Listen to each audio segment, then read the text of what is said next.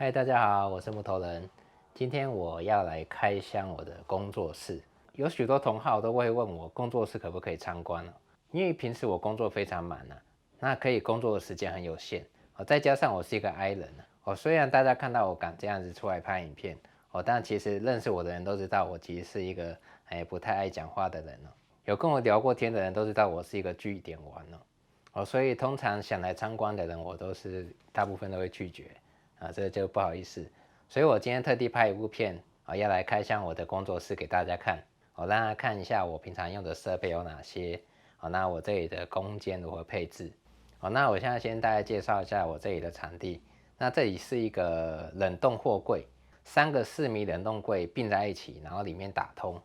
那内部的尺寸其实也不大，不到20平。那大家也知道，家具木工的机械种类非常多所以要摆在这个空间内其实是很拥挤的，也没办法放比较大型的机台。那这个地方是我租的啦，不是我买的。我会选择在这里租有几个原因其中一个是周围的环境很好再加上它因为是冷冻货柜它货柜的外层其实是2片板，那中间还有隔热层所以在这里面夏天并不会到非常热那冬天也很暖，不像一般的货柜里面会很闷大家以后如果有想买货柜的时候，真的要强力推荐买冷冻货柜那现在我就来先介绍我的机械室。我把机械室配置在最外面这一间主要是考虑到机器要搬进来比较方便，还有如果有粉尘比较多，我可以把前面的窗户打开那用排风扇把那个粉尘给排出去这个视角是从门口拍进来那这个门进去是另一间，是我的放工作桌的工作区那大家可以看到下面有个铁片嘛这个就是要连接2个货柜之间的一个间隔处那左边这里有一扇玻璃门平常进出就从这里那这一侧的话是原本的货柜门我如果要进机器或者是进木料这2片大门就可以把它打开那这2片货柜门打开货车的车斗就可以靠过来直接把机器给搬上去就方便很多。我这个机械室里面最占位置的就是这台圆锯机那它因为有这个推台所以它占的空间还蛮大的它就是可以切到8尺4尺的板子那再加上如果后面8尺前面8尺的进料跟出料的范围基本上就会把这一间给占掉了所以我其他的机器都必须塞在边缘，不然就影响到整个空间的动线那圆锯机也是我觉得粉尘量最大的机器我圆锯机所有的缝隙我都是尽量把它塞住，那我就只留下台面的进气孔提高这个粉尘的那个集成效率那除了圆锯机本身下面的筒身有集成孔，这个盖板我也做了这一种上面有防尘罩的这里也可以接集成孔，就可以把卷上来的木屑直接吸走那其实这样子其实还是会有一些粉屑跑出来，会跑到前面那就会用这个集成罩来做补强所以其实要很完全的把这个粉尘给全部去掉是很困难的那因为这个空间小那又是密闭空间，所以我集成有做的比较讲究一点大家可以看这里有个管路这个墙的对面是一个厕所，集成机是5码的集成机它噪音非常大如果摆在这个机械室的话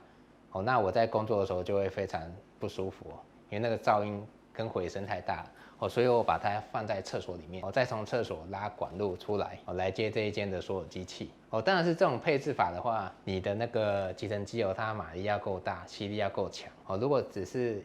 普通的可能1码2码，集成效率可能会不够好。我这台集成机接了7、8台机器所以每一台机器它的管路前面都必须要配一个集成罩，机器不使用的时候，这个集成罩就要把它断开才不会损耗这个吸力那圆锯右边有一个墙面就是放圆锯的一些辅具制具都挂在这边那也有一台黄钻砂带机配置在门口这里，虽然我有接集成机可是还是有一些粉尘会跑出来所以我把它设计在门口这样我如果粉尘量比较大，我可以把这个玻璃门打开，然后再加上电风扇把灰给吹到外面去。这一侧有配一个雷雕机我的雷射雕刻机是放在这里。为什么要放在这个位置？是因为我这个雷雕机它后面有个风扇，它可以把雷雕的一些粉尘导到这个管路，然后再导出去。所以我直接把这个管路接到这个窗户上面去，它直接就可以导到外面去了。我就不需要再买一个净化器。基本上这样的配置，我在雷雕的时候是不太会有很重的烧焦味。那的这个高度我设的比较高一点，主要就是怕要搬料的时候容易撞到。如果我把它设太低的话，一定会撞到它。那顺便说一下，这台蜂鸟5雷雕机是我合作的一个厂商，它是一个双光源的雷雕机几乎所有材质都可以雕刻。那如果对这台机器有兴趣在木百货购买输入我的专属折扣码，就可以享2000块的优惠在这个角落还有2台机器一个是这个震荡沙棒机，这一台我记得是茂山，它的沙棒很高有20多公分那有很多尺寸，我觉得还蛮好用的便宜又好用。那一样，它这里会配一个集成罩那这台机器有下集成，那我另外又做了一个上集成。这种砂模的机器粉尘量都很大，那集成尽量要做好一点那这一台是一台小撞船，这一台跟传统的撞船比较不一样，它这里有一个滑轨我这个松开这个基座可以往前后移那也可以转角度要钻斜孔的时候，这一台算蛮方便的。那我现在给它配了一个威克士的小集成机专门在配这台用的我也觉得用这个小集成就够了。那如果用我原本的5码集成机那我觉得又很耗电所以我就配一个小集成机在这里这个活动的吸尘罩是我用 3D 列印机印的这个好处就是它可以转针对你要吸的地方去调整它的位置这里还有一台 Hikoki 的切断机平常我是把它放在这台希特勒吸尘器上面希特勒这台吸尘器它的那个马力吸力非常强我用过之后我是还蛮满意的那它有分插电版跟锂电池版你如果是要常跑户外，那就可以用锂电池的版本那如果只是在工作室使用的话，我就建议买插电的版本。这个吸尘器它的那个耗电量很高这台机器虽然是插了2颗锂电池，不过你如果开到最强的马力大概不到1个小时电就耗完了如果是限于工作室内使用我就很建议插电型为什么我会推这台希特勒的吸尘器因为它有配这个震动开关。希特勒吸尘器有2种启动方式一个是直接开嘛那第二个方式是它可以侦测到机器的震动。我如果绑在这台机器上面那我打开机器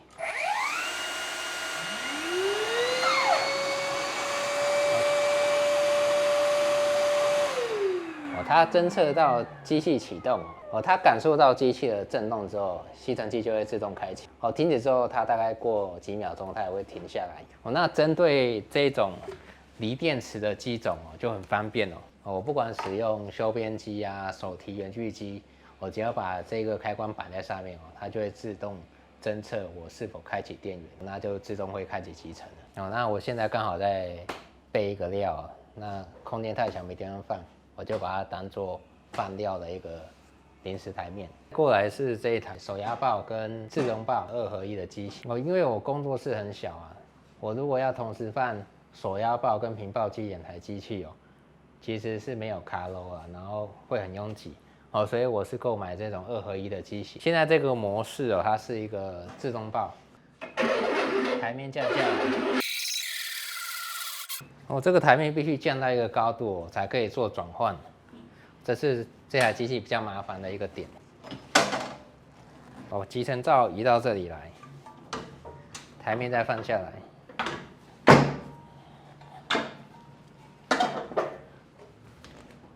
这个时候它就变成了一台手压爆所以在做转换的时候需要大概花个1分钟的时间。那我想有不少人也知道这个牌子它的机器非常的贵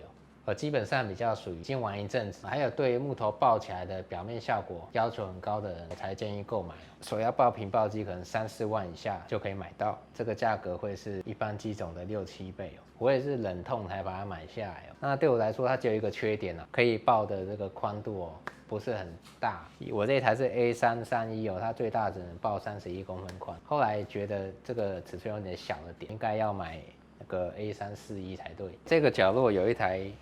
大型的车船这台车船是艾克玛的。艾克玛基本上是我用过的所有车船里面我觉得它的稳定度还有精度是最好的至少就我用过的所有机器里面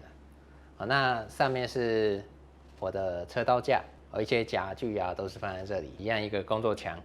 挂一些工具。圆锯机的正对面有放了3台机器一个带锯机、绞凿机，然后跟一个倒吊的路达桌那这里还有一台风轮。带锯机这里一样会有集成那会有一个下集成，机体的下方会有个集成孔，在这个锯片的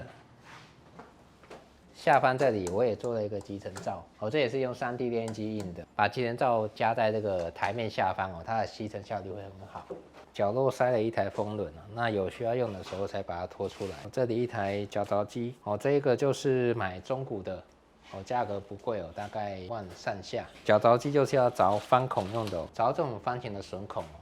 就是用绞凿机那我这个路达桌是做活动的我要用的时候才把它拖出来那我比较不喜欢整个空间塞得满满的，那尽量都把它堆在旁边，中间有比较宽敞的走道这样工作起来比较舒服。这个倒吊路达这个靠板这里有个集成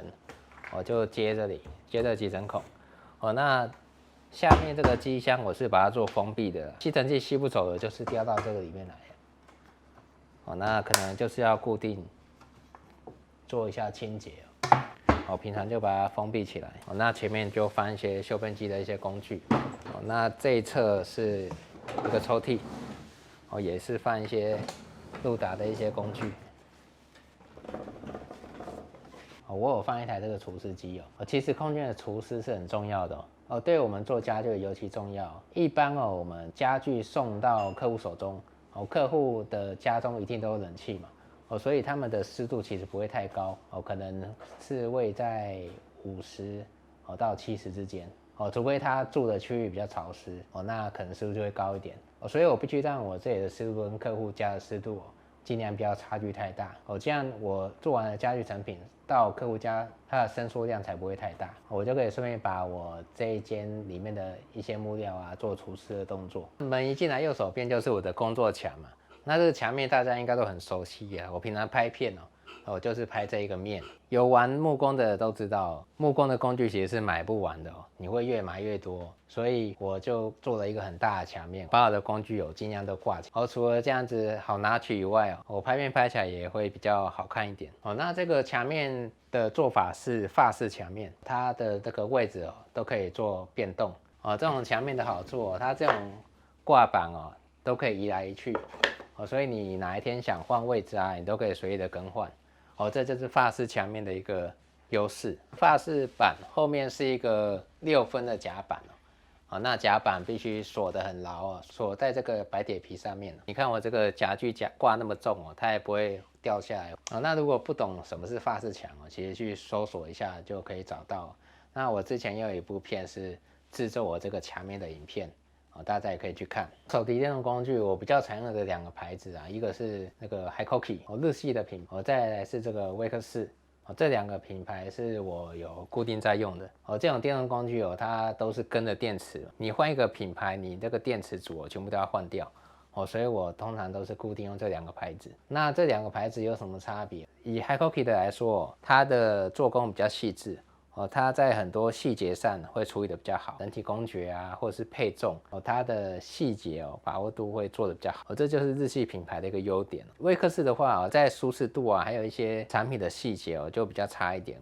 不过它的价格相对于 Hikoki 来说算是便宜蛮多的所以你要说哪个好哪个坏，因为它并不是在同个价位的一个产品所以很难界定基本上就是根据你的需求还有你的预算来决定。这些是我的锯子，还有一些手工具的凿刀，还有刨刀。那我的刨刀其实有40-50把那我把比较常用的摆在这里那其他都收在抽屉里那角落这边是放我的电池，我的 Hikoki 威克士还有希特勒的这个电池的充电座都是挂在这里。那我的耳机，还有我的砂纸架也都是放在这个位置。看我这个砂纸架很特别它是一个转轴那上面都有写号码这样拿取非常的方便。这里有我的宽锯，一些塔吉马的一些锯塔吉马这个牌子也是蛮不错的我很喜欢用它的一些辅具。发饰墙的下面就是做一整排的抽屉那里面几乎都堆得满满的因为工具实在是太多了，东西实在太多了，那又很乱了，我就不特地打开给大家看。发饰墙的右手边也是一个工具墙。那上面这些是我做工的一些字具。那这一台是我最近开箱的那个 Camera 的那个 CNC。这台 CNC 最近也在募资，我也蛮喜欢的推荐给大家。那这边 Shaper Origin，它好吵带它出去好了。那这里是挂那个 Shaper Origin 的一些辅具玩木工够久的人看到这个符号可能就知道这是什么机器那这台机器在台湾其实算非常冷门应该是说在亚洲区其实很少人买这台机器其实这家公司它还没有办法卖到亚洲区那要买的话都必须透过代购所以也不会有保固之类的那加上这台机器非常的贵我在台湾有买的人其实很少。那之前我也有 po 过一两次这台机器的讯息如果大家对这台机器有兴趣的话，我也可以开箱给大家看不过我想观看的人应该会很少因为这台机器真的很冷门不过这台机器就我使用的心得我可以给这台机器一句话这台机器就像魔法一样，像是木工的魔法。总之就是一台很神奇的机器啦。叫什么我的鸭子来了，顺便介绍给大家。好的，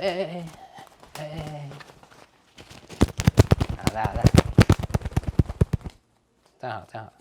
这一只是养在我工坊的一只鸭子它叫啾啾它也是偶尔会在我的影片中串场。好了，你走吧，不要吵，好吵，出去。那这一台就是 Shaper Origin 的主机它是一台 CNC 桌上型的 CNC， 是不是很酷？